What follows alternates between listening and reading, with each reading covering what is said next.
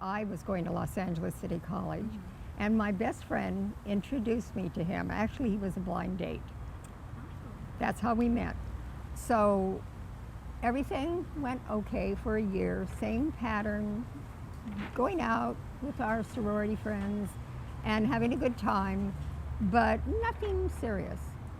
Then one day he mentioned that he had read Hemingway's Death in the Afternoon, and he wanted to see a bullfight in Mexico.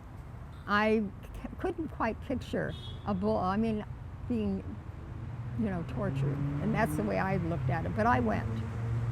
The first bullfight came on, and I blubbered through the whole thing. I thought it was so unfair, the way they were sticking all these banderillas in the bull.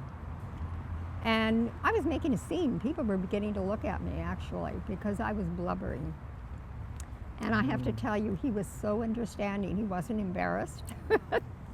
And for the first time, I felt like I loved him. I thought, I hadn't noticed this before. Where did this come from?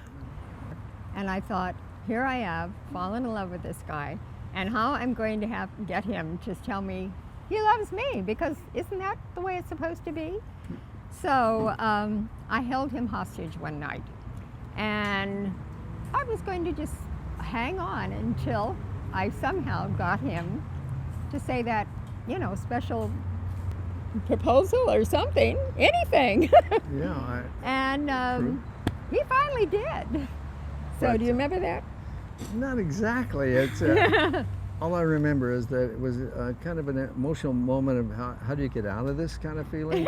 And she had it all figured out, but I haven't figured it out yet. And so I think that's part of the charm, is the mystery. You never quite figure it out.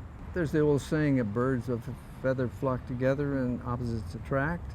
We couldn't have been more opposites, so I guess that was part of it. We used to argue about everything. Whatever he said, I said the opposite. So one day I was noticing how our son was talking to our daughter. Now, she was the oldest. She's small, like a stick of dynamite. She'd always tell him what to do. And finally he kind of rebelled a little bit, and she scolded him. But he didn't get angry. He started saying things that make her laugh. And before you know it, she was laughing so hard she forgot what it was she was scolding him about. And so I remembered that. It was a long time ago. So whenever things like that begin to happen, if you can see the lighter side of things, it really makes it easy. Well, for one thing, since he's retired, we pretty much are in the same 12 by 12 foot room. It's a den in our home, and he has a computer that faces the television. I have a computer that faces the mirrors, or at least I can turn my head and see the TV if I want to. And there we are in that room all day long, if you can imagine. Mostly we doze off. That's true. It's a challenge when you're together that much. You're not going to grow if someone doesn't give you a little bit of a challenge once in a while. We learn through the years not to let things upset us. And it isn't easy, but once you figure it out, then everything's okay. Just turn up the TV a little louder. No.